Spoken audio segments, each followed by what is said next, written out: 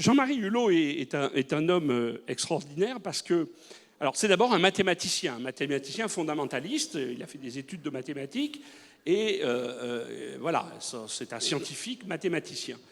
Et puis, il vous le racontera peut-être, mais enfin, il a eu l'occasion d'être en contact avec un des premiers Macintosh. Alors, moi-même, j'étais aux États-Unis en 85-86 et j'ai acheté un des premiers Macintosh. Et quand je l'ai ramené à mon laboratoire, je suis bordelais, j'étais dans un laboratoire à Bordeaux. Donc en 87, je suis revenu des États-Unis avec un Macintosh. C'était pas encore commercialisé en France, où ça venait juste de l'être. Et le service informatique m'a ri au nez. Ils m'ont dit, mais non, c'est pas un ordinateur que tu as, c'est un jouet. Voilà, donc c'est juste pour vous dire que, et alors en plus avec l'histoire de menu déroulant et tout, si on tape pas des lignes de code, c'est pas sérieux. Bon. Donc Jean-Marie a été en contact avec un Macintosh par hasard et il s'est mis à développer ce qu'on appelle des interfaces utilisateurs, donc ce dont je vous ai parlé. Et ensuite, il a eu un certain nombre d'étapes. Il a d'abord créé une interface qu'il a vendue. Ensuite, il a été en contact avec Steve Jobs. Il a travaillé avec Steve Jobs à Next sur le développement de l'interface utilisateur de Next. Donc ça, je pense qu'il nous en parlera. Il a été aussi, il est connu pour ça, alors après, l'histoire, chacun la raconte comme il veut, mais enfin à la base de l'idée de l'iPhone, en tout cas du développement de l'interface avec l'iPhone, et il a accompagné en quelque sorte Steve Jobs pendant un certain nombre d'années. Alors je dirais que ce n'est pas tellement étonnant qu'on retrouve des Français, comme vous le savez, dans ce monde-là. La France a une capacité de former des gens de haut niveau en sciences informatiques, en sciences en général et en sciences informatiques en particulier, qui est reconnue dans le monde entier. Les ingénieurs français sont très reconnus d'un point de vue assez fondamental sur le développement et pratique sur le développement du monde de l'informatique. Donc voilà, on a la chance d'avoir Jean-Marie avec nous aujourd'hui. Ça a été un des acteurs au premier plan de toute cette histoire, en tout cas de la deuxième partie de l'histoire à partir de Next et du retour de Steve Jobs dans Apple. Je vais lui laisser la parole et puis voilà. Et après, nous aurons le temps aussi de prendre des questions et de discuter. Jean-Marie, c'est à toi. D'accord. Merci beaucoup, Didier. Et merci de m'avoir invité ici. Donc, il y a quelque temps, donc Didier est venu m'inviter pour parler d'innovation en fait, dans le monde digital, etc. Donc, j'ai mis un titre qui fait bien sérieux et tout. Et puis maintenant, on va pouvoir partir dans une présentation. Si vous voulez, essentiellement, c'est basé sur des choses que moi j'ai vécues par rapport à essayer de faire un historique ou quelque chose comme ça. Et parce que j'ai eu beaucoup de chance dans la vie. En fait, j'ai eu la chance de côtoyer des gens extraordinaires, dont peut-être les plus grands innovateurs en fait, des dernières décades. Bien sûr, Steve Jobs, avec qui finalement j'ai passé la plupart de mon temps de travail. Mais ça va au-delà du travail, parce que je me suis toujours amusé en travaillant. Mais aussi beaucoup d'autres, comme j'ai eu l'occasion de rencontrer Tim Berners-Lee, qui le web a quand même été développé sur la machine Next à l'époque, donc c'était quelque chose où j'ai vu les choses se mettre en place. J'ai eu aussi l'occasion de rencontrer des gens comme Jimmy Wales, qui a fait Wikipédia, que personnellement je considère comme une des innovations les plus marquantes de notre époque. Et tout ça m'a amené, j'ai été innovateur moi-même à mon niveau, je dirais, et donc c'est quelque chose que je connais bien. Et quand Didier m'a parlé de ça, je me suis dit, c'est l'occasion en fait, de me poser des questions sur vraiment qu'est-ce que c'est que l'innovation, d'où ça vient, qu'est-ce qui se passe exactement. Et avant de me lancer là-dedans, donc je vais donner une dernière fois pour aujourd'hui la parole à Steve, qui était quand même le grand innovateur. Et donc, pour vous replacer un petit peu le contexte, c'est toujours à Steve est toujours associé cet aspect effectivement de rockstar, de choses spectaculaires et tout, mais qui ont fait, qui sont une clé dans tout son mécanisme d'innovation, comme on le verra après. Et là, c'est peut-être le summum de tout, en fait, c'est quand il est revenu chez Apple, donc après Next, où on avait fait essentiellement tout ce qui est devenu, après Mac OS X et l'operating system de l'iPhone et tout ce genre de trucs. Et donc il revient, Apple est racheté par... Next est racheté par Apple. Steve Jobs revient chez Apple et trouve ce qu'il considère comme un désert. En fait, il n'y a plus rien d'intéressant là-dedans. C'était clair. Il n'y avait plus que la marque qui était intéressante. C'est longtemps qu'il me disait, je veux racheter Apple parce que j'ai besoin de la marque. Et bon, il y est arrivé, mais bon, par des chemins un petit peu détournés. Et en fait, il revient là.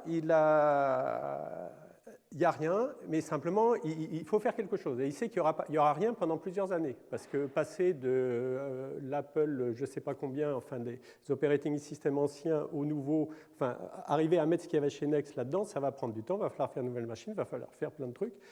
Et simplement, il fallait absolument qu'il communique. Essentiellement, il fallait qu'il arrive à dire au monde, je suis de retour, I am back. Mais bon, ce n'est pas tout à fait comme ça qu'on peut faire les choses, ce serait peut-être un petit peu exagéré. Et donc, il est parti dans l'idée, bon, il faut que je fasse quelque chose qui dise, je suis de retour. Les gens disaient, bon, ben, on pourrait faire Apple est de retour, mais il dit, mais pas du tout, Apple n'est pas de retour puisqu'il n'y a encore rien. Donc à ce moment-là, il a dû prendre énormément de recul. En fait, c'est un peu la capacité des innovateurs. Et il s'est dit, bon, ben, je vais juste montrer cette classe de gens dont je considère que je fais partie, ceux qui veulent changer le monde, ben, je vais dire, voilà, c'est pour ces gens-là qu'on travaille. Et ça a donné cette publicité extraordinaire qui s'appelait Think Different, penser différent, et qui... Here's to the crazy ones, the misfits, the rebels, the troublemakers, the round pegs in the square holes, the ones who see things differently. They're not fond of rules, and they have no respect for the status quo. You can quote them, disagree with them, glorify or vilify them. About the only thing you can't do is ignore them. Because they change things. They push the human race forward. While some may see them as the crazy ones, we see genius. Because the people who are crazy enough to think they can change the world are the ones who do.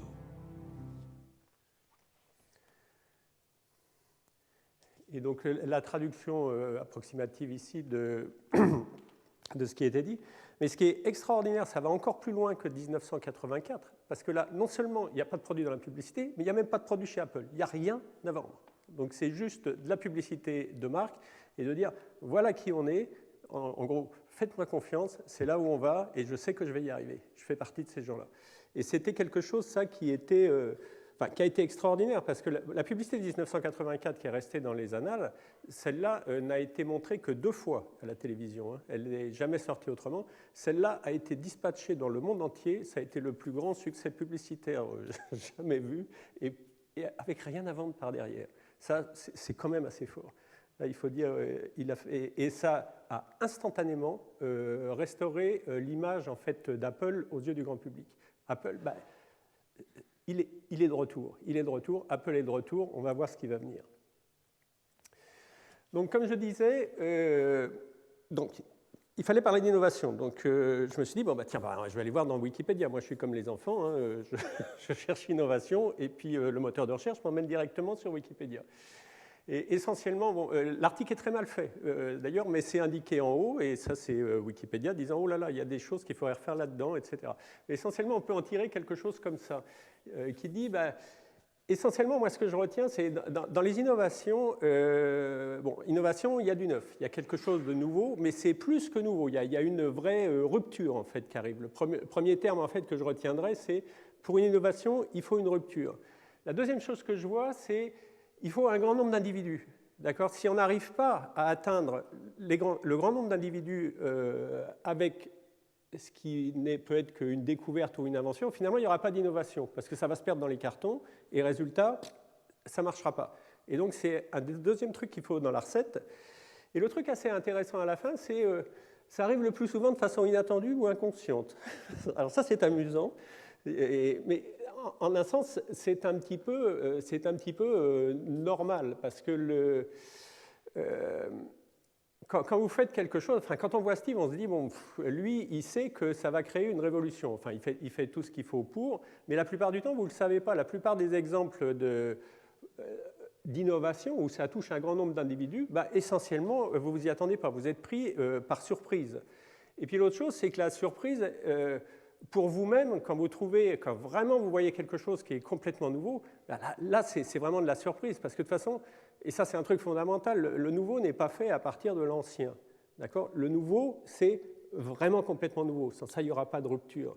Et souvent, dans la science, c'est plutôt des couches qui se mettent les unes par-dessus les autres. Et là, vous construisez sur le connu, le connu, le connu. À un moment, il y a une rupture, ce qui va amener quelque chose là, de vraiment totalement nouveau. Et c'est là qu'est l'innovation. C'est quand il y a quelque chose de vraiment nouveau.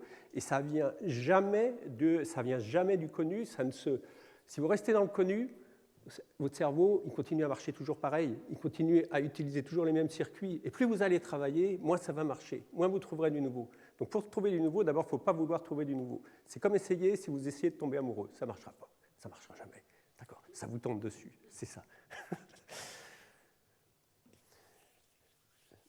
Donc, puisqu'on parle de Wikipédia, je dirais, avant, et Didier en fait n'a pas beaucoup parlé de l'aspect software, de l'aspect Internet, je dirais, Wikipédia pour moi, et mon réflexe en fait a été celui qu'ont tous les enfants aujourd'hui et qu'a tout le monde, et c'est même pas un réflexe, de toute façon, c'est les moteurs de recherche, de toute façon, vous amènent là. Mais Wikipédia, ça a été quelque chose de fabuleux, ça a été une innovation fabuleuse. Et la façon dont ça s'est passé, en fait, c'était pas quelque chose qui était vraiment voulu, hein, parce que Jimmy Wales, en fait, à l'époque, c'était la floraison Internet dans tous les sens, et comme tout le monde, il cherchait à faire un site web où il allait faire plein d'argent, c'est normal, c'était l'époque, il y a des opportunités fabuleuses. Et puis, en fait, ce qu'il faisait à l'origine, la société qu'il avait créée, c'était pour faire un moteur de recherche à destination pour les hommes, il s'agissait de trouver des images érotiques. Parce qu'avec ça, de la publicité à côté, ça pouvait faire gagner beaucoup d'argent. Ça n'a pas marché, ça n'a pas marché du tout. Mais ce n'est pas ça qui l'intéressait. Honnêtement, lui, c'était quelqu'un qui était très intéressé à l'aspect encyclopédique, donc il a voulu créer une encyclopédie. En parallèle, c'était un projet un petit peu parallèle, ça s'appelait Nupédia. Simplement, là, il n'avait pas encore été touché par la grâce ou je ne sais pas quoi, et là, essentiellement, donc, lui avait cherché à développer quelque chose, une encyclopédie qui serait lue sur Internet, mais à l'origine qui était basée sur une façon classique de faire une encyclopédie, c'est-à-dire avec des gens qui allaient, connus, identifiés, qui allaient écrire des articles, qui allaient les reviewer, etc. Et puis, essentiellement, ça n'a jamais marché. C'est-à-dire, je crois qu'il y a eu 24 articles, parce que de toute façon, c'est tellement compliqué d'arriver à avoir des gens qui écrivent les articles et puis qui se mettent d'accord et tout. Ça n'a pas marché. Et simplement, l'ingénieur avec lequel il travaillait, dont j'ai oublié le nom juste maintenant, en fait, lui a montré un jour les systèmes de wiki, c'est-à-dire la possibilité de faire de l'édition en fait, de documents de matière collaborative. Et là, tout d'un coup, il y a eu un déclic fondamental. Il s'est dit, puisqu'on n'arrive pas à trouver les gens pour écrire les articles, quand il faut les faire reviewer, c'est une catastrophe et ils n'arrêtent pas de se battre entre eux, ça ne finit jamais, on va l'ouvrir globalement, d'accord ? On va faire ce truc, on va dire, allez-y les gars, faites une encyclopédie. Et on va vous donner un wiki dans lequel, avec quelques règles élémentaires, vous allez pouvoir construire les différents trucs. Et en même temps, il a eu cette idée extraordinaire pour la suite, enfin, c'est un libertarien, comme on dit aussi, et il s'est dit, de toute façon, ce truc, on va le faire complètement gratuit. Personne, de toute façon, à l'origine, personne n'était payé pour faire ce machin-là. Et on va obliger, en fait, tout ce qui est fait là-dedans d'avoir une licence, à l'époque, je ne sais pas comment elle s'appelle, mais qui correspond à ce qui est des licences Creative Commons maintenant, c'est-à-dire que tout le monde va pouvoir les utiliser, c'est un truc complètement ouvert. Et ça a été fondamental pour la suite, parce qu'aujourd'hui, Wikipédia est une base de connaissances, en dehors de l'aspect grand public, est une base de connaissances absolument fondamentale, qui permet à tous les informaticiens, et dans toutes les boîtes même commerciales, etc., de faire des études absolument fantastiques. C'est le plus gros réseau sémantique qui puisse exister, sur lequel on peut s'appuyer pour faire des analyses, pour travailler sur les moteurs de recherche et ce genre de choses. Et donc, il a lancé ce truc-là. Et c'est pas justement, et ça, c'est ça qui est intéressant vis-à-vis de, quand on parle de Steve Jobs, c'est presque déjà du passé en quelque sorte. Steve Jobs, pour que ça marche, pour qu'il ait le grand nombre, il avait besoin de rajouter la publicité et tout ce domaine. Avec l'Internet, et Wikipédia en est un exemple, là, il y a cette composante, en fait, il n'y en a plus besoin. Ça ne marche pas pour tout le monde, mais ça a été du développement purement organique, comme on dit. C'est-à-dire que ça s'est passé tout seul. Et progressivement, via l'Internet, ça s'est complètement développé et ça a pris des dimensions fabuleuses. Donc il a eu droit à l'innovation, dans le sens où oui, il y a aussi le grand nombre d'individus. Donc ça y est, ça a pris, la sauce a pris, c'est une révolution. Et ça, c'était quelque chose... d'extraordinaire. Et ça, c'est de la pensée a posteriori, c'est pour ça qu'il voulait faire au départ, mais il s'est aperçu, on est en train de faire le truc qui devient en fait, la planète maintenant a accès à la somme de toutes les connaissances humaines. Et aujourd'hui, c'est vrai, tout est là-dedans. Vous pouvez dire c'est bien, c'est pas bien, les articles sont pas bons, mais immédiatement sont mis en place à l'intérieur aussi des mécanismes de régulation. Ce n'était pas juste les gens qui écrivaient, mais il fallait absolument des mécanismes de régulation. Rappelez-vous, avec une encyclopédie, l'autre problème, c'était les reviews. Comment est-ce que ça peut marcher et assurer les choses? Et ça, c'est quelque chose aussi qui s'est développé de manière organique. Un ensemble de personnes qui se chargeaient aussi de dire non, ça ne va pas, ça va... Et si vous voulez, ça s'est équilibré. Et après, je veux bien entendre toutes les mauvaises pensées par rapport à Wikipédia. Moi, je dis, de facto, de toute façon, en plus, le jour où les moteurs de recherche sont arrivés, et on fait que dans Wikipédia, que tout, chaque fois que vous cherchez un mot générique, en fait, Wikipédia vient en tête, à partir de ce moment-là, vous n'avez plus le choix. De facto, c'est ça qui sera l'encyclopédie de l'humanité. Et donc, vous pouvez dire, bon, c'est pas bien, je me cache, je peux vous dire, j'y participe, tant qu'à faire. Si j'ai quelque chose à dire, j'y participe, et à partir de ce moment-là, j'ajoute à la base de connaissances de l'humanité. Donc ça, c'était quelque chose qui était vraiment très fort. Bon, c'était sur le côté pour le moment, puisque c'était juste, j'avais utilisé Wikipédia, et donc c'était quelque chose d'intéressant à noter. Maintenant, si on en revient à Steve Jobs lui-même, il faut voir que lui n'était pas un personnage classique, je dirais, comme Jimmy Wales, c'est plus un personnage classique. À l'origine, sans doute plus un personnage classique. Et pour ce qui est de Steve, si on recule en fait au moment où tout ça s'est fait, c'était dans les années 70. On est en train de parler d'un gars qui ramassait des pommes, comme tu disais, pour vivre, ou des cannes de Coca-Cola, il ne faut pas oublier ça, à l'université, pour aller les revendre, etc. Il était à Reed College aux États-Unis, et donc essentiellement, ça a duré 6 mois, non, je ne sais plus combien de temps il est resté, et puis il est parti, ça ne lui correspondait pas, à part la calligraphie, qui a après beaucoup servi du côté du Mac. Mais donc il est parti, en fait, il est parti aux Indes. D'accord, ça se faisait beaucoup à l'époque, on partait aux Indes, c'était fantastique en fait, c'était une époque extraordinaire. Et donc là, il est parti retrouver un gourou en Inde qui voulait voir, qui était quelque part perdu dans l'Himachal Pradesh. Et donc, ce qui lui a permis de partir, donc d'aller marcher dans l'Himalaya. Il n'a pas pu rencontrer son gourou, quand il est arrivé, il était mort. Et donc, malheureusement, il n'a pas pu, ou heureusement peut-être, il n'a pas pu voir ce gourou. Et donc, il est retourné aux États-Unis. Et il nous a fait, après, tout ce que vous avez pu venir voir. Alors, tout ce que vous avez pu voir dans la présentation précédente et que vous verrez après, mais si vous voyez son truc de toujours, et ça en fait, c'est repris de Actuel, un magazine des années 70 de l'Underground, où on l'interroge et essentiellement, il dit, voilà, en fait, moi, ce que j'ai toujours voulu, c'est changer le monde. Et j'ai voulu aussi être un artiste. Et essentiellement, quoi que je fasse, ça se résume toujours à comment est-ce que je change le monde au mieux. Alors on peut se dire comment on change le monde en marchant dans l'Himalaya, mais je crois que là, il y a quelque chose quand même à retenir. C'est que quand vous marchez dans l'Himalaya, et particulièrement sur ces grandes altitudes, etc., où l'air est si pur, l'espace est si grand, si en plus des nuages, c'est extraordinaire. Donc là, vous pouvez voir l'espace. À partir de ce moment-là, votre cerveau, essentiellement, il commence à se vider. Vous commencez à prendre énormément de recul. Et à partir du moment où quelque chose se passe comme ça, tout est possible. Et vous pouvez voir quand, pour l'invention, enfin la découverte de la gravité, ça s'est passé parce qu'il y a une pomme qui est tombée sur la tête ou quelque chose comme ça. Parce que le gars, il avait tellement cherché, il était arrivé au point où son cerveau s'était arrêté. Quand il a reçu une pomme sur la tête, pof, là, c'était le déclenchement de l'innovation. L'innovation se passe à partir du moment où vous faites fi du passé, vous vous écartez du connu, et à ce moment-là, quelque chose peut arriver. Ça n'arrive pas forcément, mais ça peut arriver. Vis-à-vis de ces histoires de gourous, Steve n'était pas du tout avec des gourous indiens, il était plutôt zen, en fait, c'était très zen. Et donc là, c'est la même chose, c'est ces histoires de koan zen, là, vous savez, on vous raconte des tout petits trucs en une phrase qui sont complètement incompréhensibles, des paradoxes terribles. Et puis si vous essayez de le résoudre, à un moment, ça va éclater dans votre tête, et à ce moment-là, pof, ok, il y a du vide qui se forme, dans le vide, du nouveau peut arriver. Et chez Apple, c'est pareil, pour pouvoir faire du nouveau, il avait des tas de gens vachement brillants qui étaient capables d'empiler sur du connu, de faire de la découverte et de faire des choses comme ça. Mais pour pouvoir prendre suffisamment de recul et arriver à dire, à voir, ok, c'est là que se passe l'innovation, et puis après de rassembler toutes les énergies pour le faire, c'est là où il était fort. Et en fait, si vous regardez l'histoire de l'iPhone, c'est quelque chose dont on parle, enfin, dont je l'avais parlé depuis un certain temps, donc on mettait des tas de choses en place. Mais le jour où il a décidé de faire l'iPhone, c'est le jour où il a réalisé, donc il y avait faire un téléphone, c'était bien faire un téléphone, mais un téléphone, qu'est-ce que c'était un téléphone? Et pour tout le monde, un téléphone, il y avait un écran et un clavier. Un écran et un clavier, un écran et un clavier. Vous ne pouviez pas penser à un téléphone sans penser qu'il y a à la fois un écran et un clavier.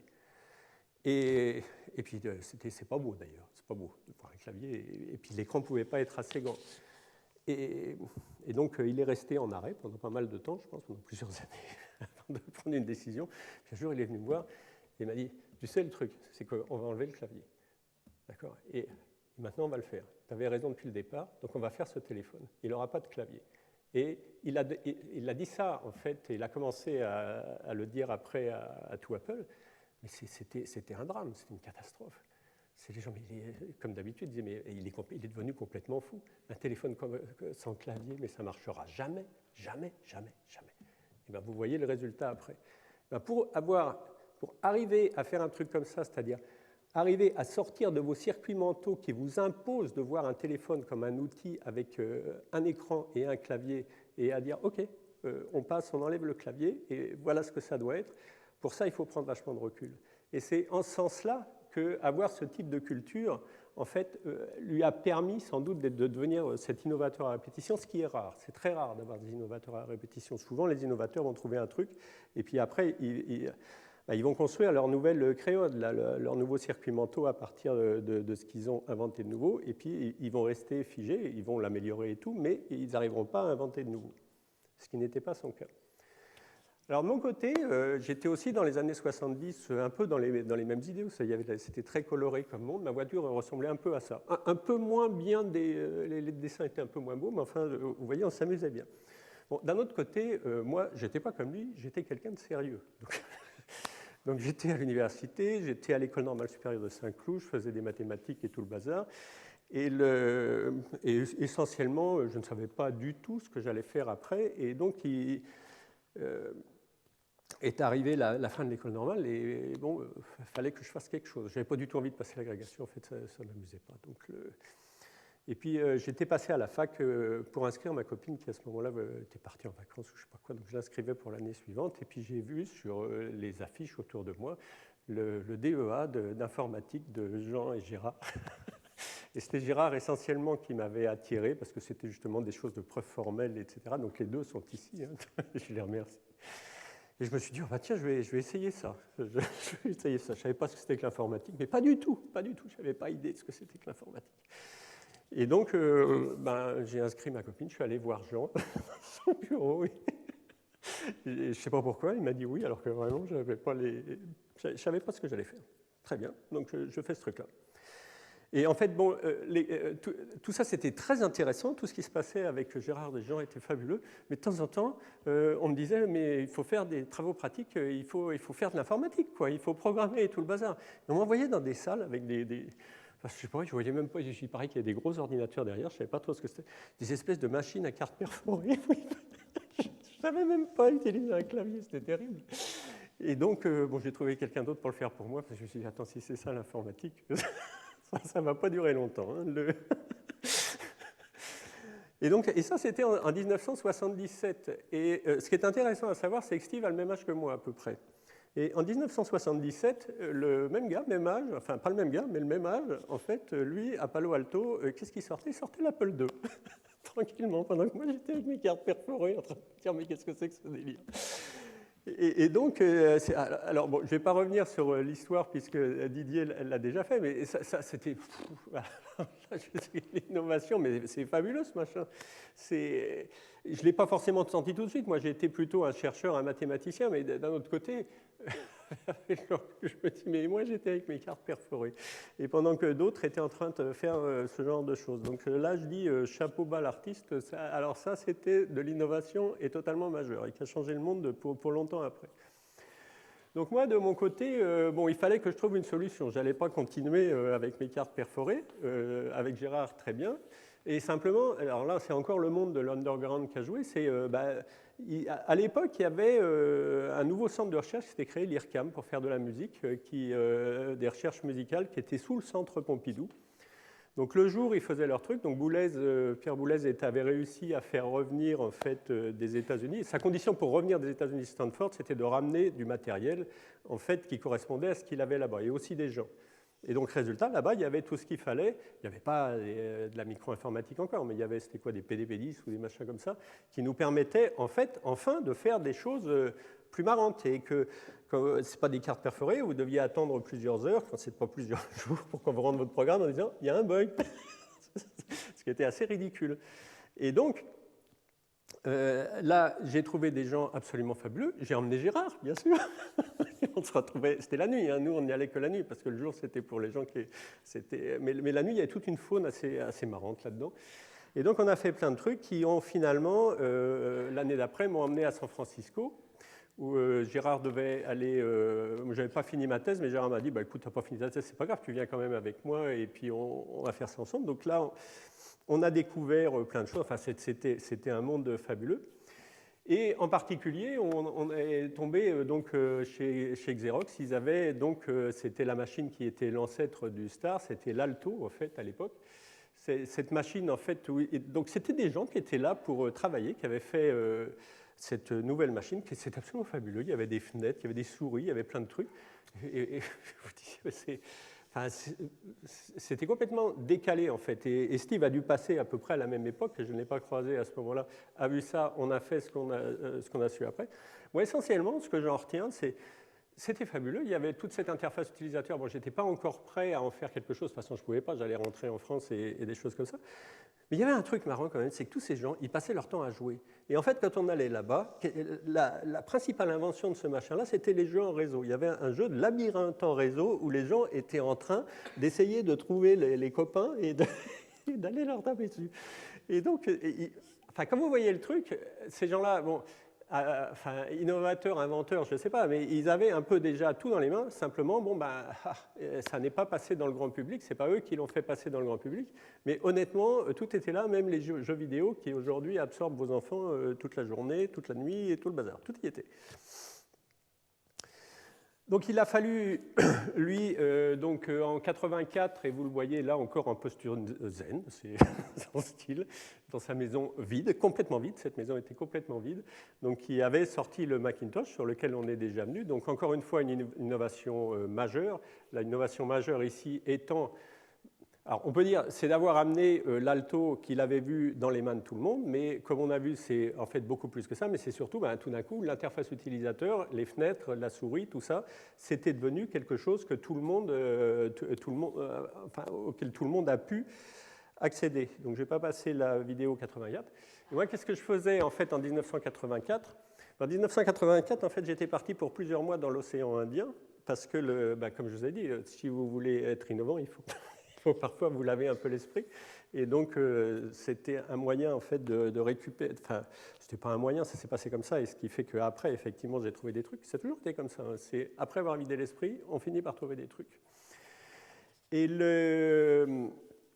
donc, moi, je voyageais. C'est une chose que j'ai toujours adorée dans la vie. Donc, je voyageais. Et quand je suis revenu, en fait, à l'INRIA, dans lequel je travaillais, donc essentiellement, moi j'avais fini, je ne savais pas trop ce que j'allais faire, j'avais fini un petit peu ce qui était en cours avant de partir.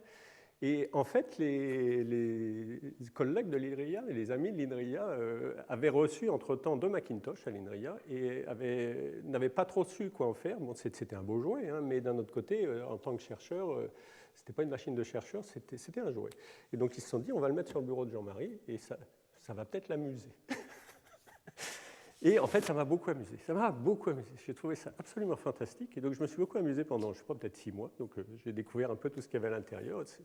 C'était beau, c'était magnifique. Et l'aspect des fontes, en fait, il ne faut pas oublier que le Macintosh, une des raisons aussi pour lesquelles ça a pris cette ampleur, c'était aussi le desktop publishing. C'est-à-dire, ça venait avec... Enfin, ça venait pas avec, mais c'était le LaserWriter, en fait, qui était l'imprimante laser d'Adobe, qui permettait, en fait, tout ce que vous faisiez avec ces magnifiques fontes, etc., et tout, au lieu de programmer pour écrire ma thèse, comme je l'avais, enfin, quand je dis programmer pour écrire ma thèse, c'était vraiment programmer, c'était utiliser du texte là, pour dire, tu mets ce caractère de cette façon-là, etc. Ah ben, pof, vous le faisiez directement sur l'écran, et puis pof, vous appuyez sur le bouton, ça sortait sur l'imprimante à côté. Ça, c'était monumental aussi comme changement. et pour obtenir des résultats qui étaient assez fabuleux. Donc essentiellement, je me suis amusé pendant un certain temps, et puis bon, on peut pas, j'étais chercheur, il faut quand même pas exagérer. Et donc à un certain moment, il fallait revenir sur le travail. Et simplement, le travail, là, c'est bien gentil. Moi, j'avais plus envie de programmer sur les trucs habituels, mais si j'essayais de programmer là-dessus, c'était une catastrophe. C'était une catastrophe parce que si je programmais, moi, j'allais faire mes trucs, mon sujet de recherche, j'allais en faire quelque chose là-dessus. Simplement, ces gars-là, ils m'avaient multiplié le travail par 10.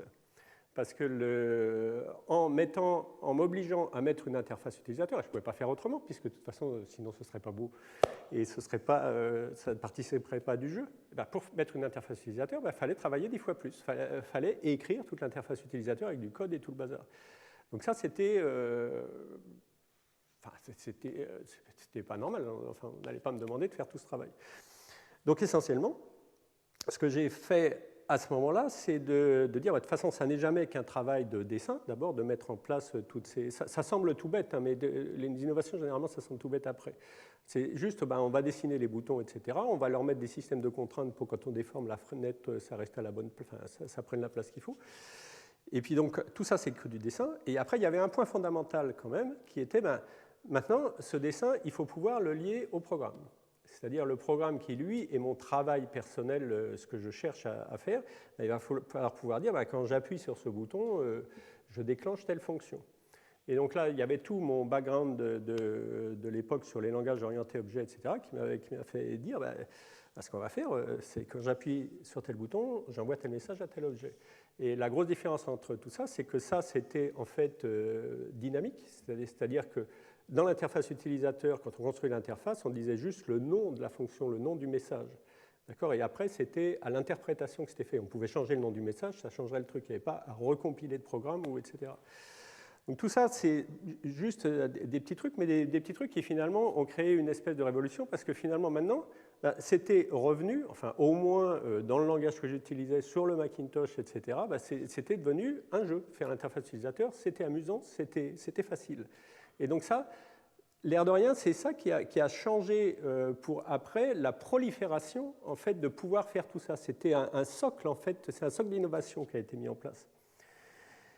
Et donc, j'ai discuté avec l'INRIA parce que je disais, il faut quand même en faire quelque chose. Là, on ne va pas laisser ça pour 2-3 chercheurs, enfin une vingtaine, c'était bien, mais donc essayons d'en faire quelque chose. Donc j'en ai fait quelque chose. Je suis parti de l'INRIA, j'ai fait ce qui s'est appelé par la suite Interface Builder, et que j'ai commencé à faire commercialiser aux États-Unis jusqu'au jour où, en fait, de toute façon, je voulais aller le voir. Je savais bien que j'avais un truc qui lui plairait. Donc j'ai sorti le produit, etc. Et dans une conférence, il y a quelqu'un qui m'a dit, qui venait de chez Next, il venait de partir chez Next, Steve, et il m'a dit, attends, viens nous voir chez Next, là, tu as un truc qui a l'air bien. Et donc je me suis retrouvé devant Steve, à peu près dans cette tenue-là, et à faire la démonstration de mon machin. J'étais vachement content. De toute façon, j'avais rien à vendre. J'étais content, j'étais fier de ce que j'avais fait. Il était là, et donc je lui ai montré mon truc. Et puis, il était assez agressif, comme il est parfois, parce que je sais pas pourquoi. Et à la fin, il me dit, ouais, c'était bien. Allez, au revoir. Et donc, je suis parti. Mais simplement, quand je suis arrivé au parking, parce que j'étais avec les gens qui distribuaient mon truc aux États-Unis, il y a quelqu'un qui est venu me voir qui m'a dit, tiens, toi, tu peux revenir, pas les autres.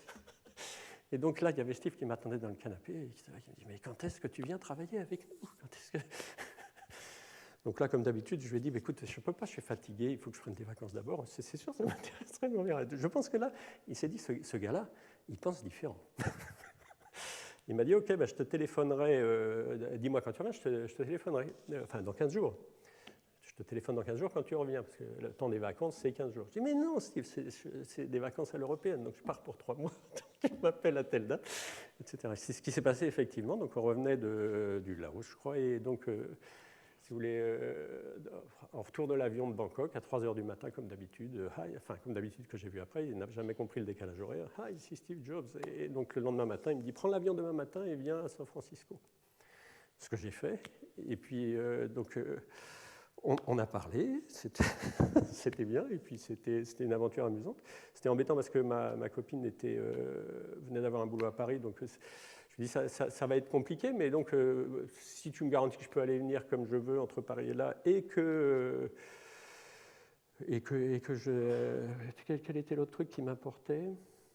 Enfin, non, ce que je lui ai dit, c'est, je lui ai dit, écoute, je suis d'accord, je vais venir pour 6 mois pour vous aider.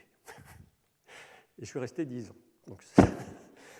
Et donc, c'est là, en fait, qu'on a développé, en fait, donc, la machine Next et surtout le software qui était par derrière. Parce que la machine Next, en fait, c'était, si vous voulez, par rapport aux histoires d'innovation, enfin, je ne dirais pas que c'était une invention. Il y avait... Enfin, dans le software, il y avait des choses qui étaient réellement de l'invention. La machine elle-même, le problème, c'est qu'on avait fait du software qui était vraiment extraordinaire, enfin bon, qui l'a montré après avec Mac OS X, ou même avant d'ailleurs avec certains trucs. Mais le problème, c'est que, en fait, on était... parce que tu disais que l'audience n'était pas la même, mais Steve, il voulait faire du grand public. D'accord ? Il a commencé en disant c'est pour l'éducation. Mais l'éducation, c'était un démarrage, et pour récupérer aussi des gens qui venaient du monde universitaire. Il a récupéré beaucoup de gens du monde universitaire qui étaient des gens qui ont fait quelque chose de vraiment bien, entre tout ce qui a été fait, Next Step, qui était sur le départ en fait, de Interface Builder, puisque ça a obligé à changer tout le langage pour prendre Objective-C, quelque chose qui était dynamique et tout ce genre de choses. Mais ça a permis de... qu'est-ce que je voulais dire mais si vous voulez, le problème, c'est que ce software a été en avance sur son temps, et en étant en avance sur son temps, ça veut dire que ça demandait des machines un peu trop puissantes pour le faire tourner. Donc, résultat, elles étaient un peu trop coûteuses, et Next n'a jamais eu de succès commercial. Et donc, en fait, ce qui s'est passé, parce que la force de Next, c'était Interface Builder. Enfin, c'était surtout ce truc où vous pouvez programmer très vite. Vous pouvez programmer très, très vite. Et là où ça a eu du succès, et donc c'est là où ça a été acheté, ça a été par les banquiers. Parce que les banquiers, ils avaient besoin de faire des programmes compliqués, mais avec une interface simple, pour que les traders, en fait, puissent gagner de l'argent très rapidement. Donc pour eux, ça a été une opportunité fantastique. Et donc on a vendu dans toutes les banques américaines, etc., pour aller faire du trading et pour arriver à gagner beaucoup plus d'argent. Je dois dire que ça ne m'intéressait pas beaucoup, cet aspect des choses. Mais l'autre truc, en fait, enfin, le grand succès en fait, de la machine Next à cette époque, ça a été le web. Parce que Tim Berners-Lee, en fait, au CERN, avait acheté des machines Next. Et il a toujours dit, ça n'aurait pas été possible, en fait, de faire le web sans avoir ces machines. Donc on est allé le voir souvent, etc. C'était un truc très particulier, même si on ne voyait pas l'ampleur que ça allait prendre. Et là, ça a été, et c'est en ça que je dis, la machine, enfin Next et Interface Builder, ces machins-là, ça a été une plateforme d'innovation. Parce que, en dehors de ce qu'on a vu après avec le Mac, déjà là, le web, c'est une des innovations, alors là, méga de notre époque. Hein, c'est un truc fabuleux. Et lui, si vous voyez, ça c'est la première version en fait sur Next d'un browser web. Et lui, ce qu'il dit, c'est un exercice dans l'information globale, l'accès de l'information globale. Donc il avait la vision, ça ne se voyait pas encore, puisque ça ne marchait que sur Machine Next, à l'intérieur du CERN. Et donc ça a beaucoup... lui voyait son truc, il savait où il allait, c'est ce que c'est devenu finalement, mais ça a aussi pris beaucoup de temps parce qu'il a fallu au passage faire, d'abord que ce soit... que ça sorte des limites du CERN, ce qui a d'abord, ils ont dû lâcher les licences, etc., pour que ça puisse aller partout et que d'autres puissent commencer à construire. Donc on a vu après Netscape, on a vu après...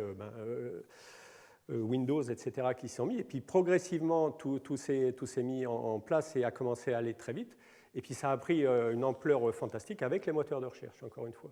Et ça, je n'aurai pas le temps là, mais c'est une autre histoire assez fabuleuse dans l'histoire des moteurs de recherche qui ont amené à Google, mais qui sont partis aussi avec quelqu'un qui était de notre entourage, c'était Louis Monnier avec AltaVista. Et donc tout ça, c'est... Si vous voyez, encore une fois, que ce soit Wikipédia, l'Internet, moteur de recherche, tout ça, il n'y a pas de campagne de publicité fabuleuse par derrière. Hein. C'est un autre monde qui est en train de se mettre en place.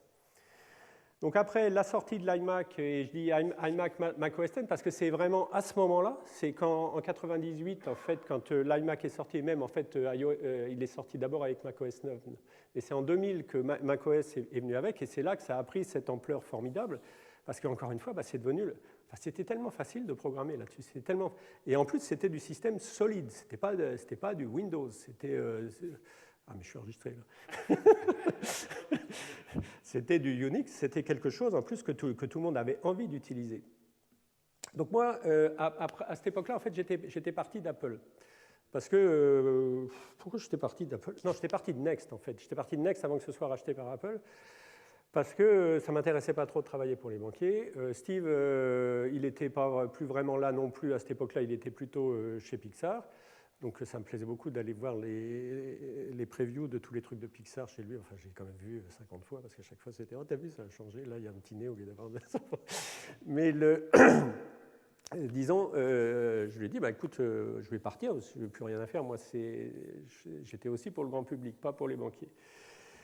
Et donc, comme d'habitude dans ces temps-là, je me retrouvais en voyage en Asie la plupart du temps. C'est vrai que j'ai une tendance particulière pour me retrouver dans ces pays-là. Et puis, je me suis retrouvé souvent au Japon. Et au Japon, c'était bizarre, en fait, ce qui se passait. Parce que, en fait, je me disais, mais c'est dangereux, en fait, ce qu'ils font ces gens. Ils traversent la rue, ils sont tout le temps en train de regarder leur téléphone. Ils vont se faire écraser. Et en fait, moi, j'ai essayé de comprendre qu'est-ce qui se passe. Et en fait, ces gens étaient en train de regarder leur GPS parce qu'ils étaient dans la rue à suivre ce que leur disait leur GPS. Ils avaient déjà tout un ensemble de services en place avec interface graphique, etc., qui étaient mais bien au-delà de tout ce qu'on pouvait avoir. Et à ce moment-là, en Europe, on était quelque part au milieu, c'est-à-dire qu'on avait les téléphones Nokia qui étaient relativement... C'était des beaux engins, mais il y avait très peu de services dessus, très peu de software. Mais c'était des trucs qui étaient quand même jolis. Hein. Ils étaient arrivés quand même à des designs intéressants. Et aux États-Unis, eux, c'était la préhistoire. Parce qu'essentiellement, c'était eux les premiers qui avaient joué dans ce monde-là. Et donc, résultat, ils avaient mis en place des infrastructures à cette époque-là qui, de toute façon, ne leur permettaient pas d'aller plus loin. Donc, eux, ils étaient toujours avec des téléphones genre Gorbatchev. Là, Donc, c'était un peu le truc étroit. Et ce qui était marrant, en plus, c'est de voir comment les acteurs de l'industrie jouaient. Les Américains, j'en sais rien, ils faisaient des téléphones, Motorola faisait ses téléphones sans grand intérêt. En Europe, il y avait une espèce d'alliance entre les opérateurs, donc les Orange ou compagnie, donc les opérateurs de téléphone, et les gens qui faisaient des téléphones, pour surtout pas faire des choses qui feraient que la possibilité de faire de l'argent avec ça leur échappe. Et donc, c'était possible, en fait, de mettre l'Internet sur le téléphone, et les Japonais l'ont bien montré. Simplement, ils avaient peur. Ils avaient très peur, parce que si on ouvre ce machin-là, ça va être terrible, parce que c'est quelqu'un d'autre qui va faire de l'argent. Donc, on va vous donner un tout petit machin avec un tout petit tuyau qui s'appelait WAP à l'époque, ou un truc comme ça. D'accord, mais là où on est sûr que vous venez acheter sur notre boutique. Ce qu'ils avaient oublié, c'est que c'était tellement inutilisable que personne n'achetait. C'était un désastre. Donc, ils avaient barricadé l'innovation. Non, on veut rien, on veut tout contrôler. Du côté des Japonais, c'était un peu différent, parce que eux, ça marchait à l'envers. En fait, c'est l'opérateur qui disait, voilà les services en fait, que je veux que les gens utilisent et qui vont me rapporter de l'argent. D'accord ? Et il faisait une commande aux constructeurs de téléphones, donc japonais, Panasonic et compagnie. Donc c'est Docomo qui commandait à Panasonic et qui leur faisait des téléphones juste pour leur truc et qui n'ont jamais été à l'étranger ou quoi que ce soit. Et quand je vis ça, je me dis, mais attends, mais c'est complètement aberrant. Ce machin, il faut arriver à l'ouvrir. Et de toute façon, la clé là-dedans, c'est le software. D'accord ? Le hardware, c'est pas difficile à faire. Et déjà, au Japon, il fallait voir ce qu'ils faisaient. Nokia faisait des très beaux trucs. Hardware, c'est pas difficile à faire. Simplement, il n'y a aucun de ces gens qui savent maîtriser le software. Et s'ils savaient maîtriser le software, s'il y avait des vrais operating systems sur ce machin-là, des vrais systèmes d'exploitation, à partir de ce moment-là, pourraient se développer un marché d'applications où non seulement eux, déjà, au départ, font des applications intéressantes, par exemple GPS comme avait fait Docomo, mais en plus, avec les développeurs, on ne sait pas du tout la direction que ça va prendre, et là, ça va être complètement florissant. Donc je voyais ça en me disant, mais dis donc, il y a quelque chose là qui est en train de se passer. Et puis, dans cette foulée, il y a Steve qui passe à Paris et on parle ensemble en marchant sur le boulevard Saint-Germain. Il aime toujours parler en marchant et puis parler avec des gens même justement qui ne sont plus chez Apple, etc. C'est encore plus intéressant, les gens qui ont la confiance qui sont ailleurs, parce qu'il va leur apporter quelque chose qui vient du monde extérieur, qui n'est pas dans un truc contraint comme ou des gens qui travaillent tout le temps sur le même truc.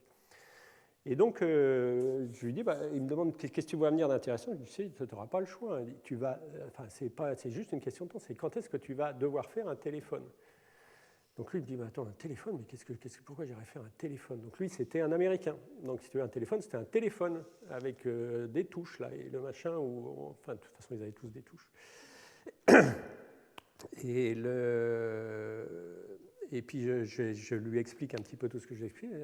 Bon, peut-être, tu as peut-être raison, j'en sais rien. On appellerait ça un iPhone d'ailleurs. Mais pourquoi tu ne reviens pas et puis qu'on n'étudie pas la question. Et donc, effectivement, je suis revenu et on a commencé à étudier la question. Alors, ce qui est très intéressant, c'est que l'iPod n'était pas encore sorti. Hein. L'iPod est sorti à la fin de cette année-là. Donc, l'iPod, innovation majeure et qui était remarqué déjà dans ce genre de direction. Et surtout, il faut voir qu'à l'époque, l'iPod était conçu comme marcher avec le Mac. D'accord ? Le Mac était le Digital Hub, c'était le centre, et autour, on connectait des appareils photo, des caméras, des iPods. Et donc, l'idée, pour commencer, pour étudier ce monde-là, c'est voir comment on pouvait connecter un téléphone. Ce qui m'a donné l'occasion d'aller travailler avec Nokia, d'aller voir Nokia, Sony Ericsson et tous ces gens-là. Et quand j'ai vu Nokia, je me suis dit, mais ces gens-là, ils sont morts. Ils sont morts. Ça a pris combien de temps après 5 ans peut-être à ce qu'ils meurent, jusqu'à ce que l'iPhone sorte. Mais ces gens-là faisaient du hardware. Quand il s'agissait du software, ils ne savaient pas ce que c'était. Ils faisaient simplement des spécifications, ça doit faire ça. Puis ils travaillaient comme des banquiers. Ils envoyaient ça à Bangalore, en Inde. Ils leur disaient, vous nous faites ce machin-là. Et les gens leur renvoyaient le bout de code. Ils n'avaient même pas le code source. C'était complètement incroyable. Et voilà, ils n'avaient aucune notion de ce que pouvait être le software qui allait être la révolution qui arrivait. Et résultat, l'iPhone est arrivé, Android est arrivé, et ils ont complètement disparu, parce que là, c'est ce qui a pris complètement le devant, en fait. Et comme je vous disais, donc le moment...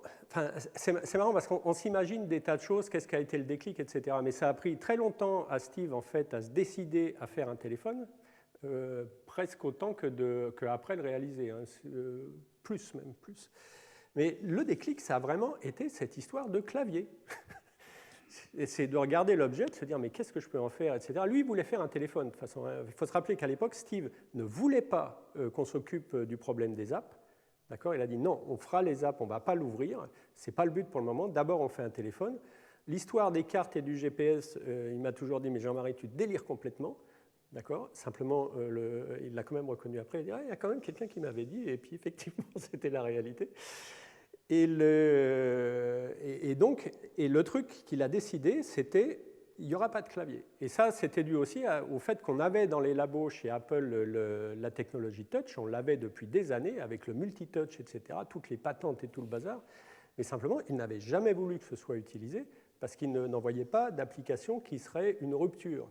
Et là, tout d'un coup, en fait, il a dit, allez-y. Et puis c'est pas facile, hein. C'est pas facile de faire un clavier software, etc. C'est un travail de statistique. Enfin, c'est terrible parce que vous croyez que votre doigt il va sur la touche, pas du tout, il va à côté. Donc après, il faut voir où est-ce que ça va bien, etc. Enfin, c'est toute une affaire. Et donc, ça a été un désespoir dans la société. Enfin, on se lance dans un truc, ça ne va jamais aboutir. On n'a jamais vu un téléphone sans clavier. Qu'est-ce que c'est que ce délire ? Et puis, il avait raison. Il avait raison et il avait vraiment l'ensemble de la compagnie contre lui. C'est quand même assez marrant. Et donc, l'iPhone, après, est sorti en 2007. Je vois que le temps avance quand même. Et donc, évidemment, tous les gens qui faisaient du software savaient aussi la révolution va venir par les apps. D'autant plus qu'on avait iTunes. D'accord ? Avec l'iPod était venue toute la boutique qui permettait d'acheter des chansons, etc. Donc, toute l'infrastructure pour faire... Bon, faire les apps, ça c'est facile, on sait faire. Enfin, et faire des systèmes de développement pour faire des apps, on savait faire. Et puis en plus, déjà, il y avait cette infrastructure pour aller les vendre d'une façon complètement software sur le téléphone et tout le bazar. Tout ça, ça existait déjà.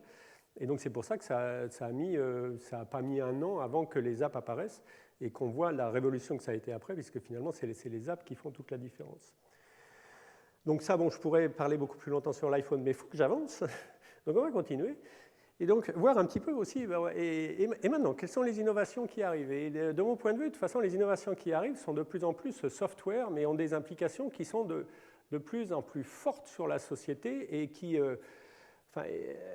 il faut s'attendre à des trucs mais vraiment puissants. Et personnellement, je trouve que Uber, Uber, c'est un nom de marque, mais c'est eux qui ont commencé. Et en fait, c'était à Paris. Hein. Ils ont fait ça parce qu'ils sont venus à Paris. Et ils se sont rendus compte d'un problème social, enfin d'un problème de vie, mais invraisemblable. On vient à Paris, c'est impossible de trouver un taxi, les gens sont vachement désagréables, enfin les chauffeurs de taxi sont vachement désagréables, je sais que je suis enregistré, mais c'était la réalité. Ils ne veulent pas vous emmener où vous allez, et en plus ils vous font prendre des chemins invraisemblables. Donc ils étaient venus pour la conférence Le Web, je ne sais plus quelle année, c'était peut-être marqué là, en 2008. D'accord, conférence Le Web, ils s'aperçoivent de ce désastre. Ils se disent on va faire quelque chose. Ils ont créé Uber. Aujourd'hui, vous sortez dans la rue, vous n'avez même pas besoin de sortir, vous sortez votre téléphone, vous lancez Uber, vous voyez toutes les voitures qui sont autour de vous, ça a un aspect complètement magique, surtout la première fois, vous voyez toutes les voitures qui sont autour de vous, vous dites où vous voulez aller, donc ça, dans votre carnet d'adresse, vous n'avez même pas à taper la plupart du temps. Vous appuyez sur le bouton, et puis là vous voyez la voiture qui vient jusqu'à vous, vous voyez un gars super sympa, d'accord, qui vous ouvre la porte, qui vous offre des bonbons. Ça semble ridicule, mais ça change tout. Je ne prenais plus jamais le taxi. Ces gens-là ne voulaient pas m'emmener chez moi, jamais. J'habite en banlieue, ils ne voulaient pas m'emmener chez moi. Bon, d'accord. Et si vous voulez, il y a eu là une vraie révolution. Et vous le sentez quand... Enfin, franchement, si vous n'avez pas essayé, essayez. C'est un truc, waouh, c'est fort, c'est très fort. Et côté société, il faut voir que ce que ça a... Bon, ça ne durera qu'un temps. Mais ça a eu un aspect, en fait, parce que pourquoi les taxis étaient si désagréables? C'est parce qu'ils n'en avaient rien à fiche, ils ne vous reverraient jamais. Donc ils pouvaient faire tout ce qu'ils voulaient. Et ils ne vous reverraient jamais. Vous n'étiez pas des clients, vous étiez juste des gens à qui, bon, je prends l'argent et je ne les reverrai jamais. Le taxi à côté de chez vous, là, c'est différent. Lui, il a des vrais clients. Là, qu'est-ce qui s'est passé? Est arrivé avec Uber un truc avec un système de notes. D'accord? Et si vous voulez, ça a ouvert, en fait, puisque c'est en libre service pour être chauffeur, enfin, presque, pour être chauffeur comme pour être client. Mais donc, il y a des tas de gens qui ne pouvaient pas trouver de boulot, qui ont trouvé une opportunité pour avoir un boulot. Et simplement, ils se sont aperçus très vite, attention, c'est un système qui est autorégulé. C'est-à-dire que si je fais le con, je vais avoir une mauvaise note. Et si j'ai une mauvaise note, l'algorithme, il va immédiatement ne plus me choisir très souvent. Donc, j'aurai plus de courses. Donc, résultat, vous vous trouvez avec des gens aujourd'hui où la notion de client est revenue. Et eux, qui la plupart du temps viennent de banlieues défavorisées, etc., se retrouvent avec un truc où ils ont dû apprendre les codes. Et ayant appris les codes, ils le font extrêmement bien et ils en sont vachement contents. Et ils sont remis dans le circuit social avec un vrai boulot. Et ça, c'est vachement fort. Mais ça ne s'arrêtera pas là, Uber.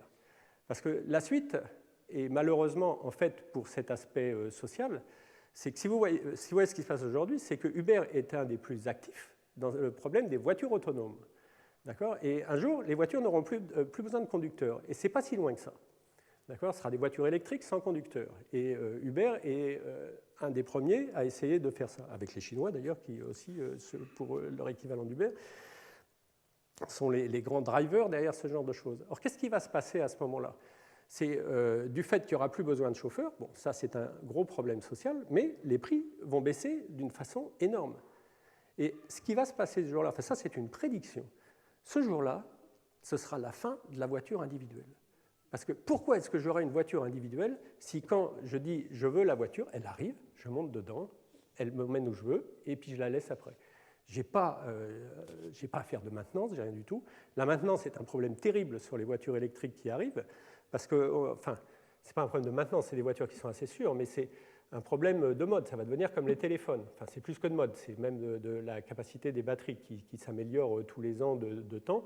Et donc votre voiture, au bout d'un an, de toute façon, déjà, elle est vieille et elle ne vaut plus le coup. D'accord? Donc, vous n'allez pas pouvoir en racheter comme vous rachetez des téléphones. Donc, c'est pas... Bon, au début, vous allez les garder un peu, mais petit à petit, vous verrez, attends, je n'ai pas besoin d'en acheter une, puisque de toute façon, il y en a une qui peut venir tout de suite. Et bien, dans ces cas-là, ce sera la fin de la voiture individuelle. Et alors là, comme innovation majeure, comme révolution dans la société, ça va être quelque chose. Bon, je vais peut-être m'arrêter là, parce que je suis un petit peu en retard.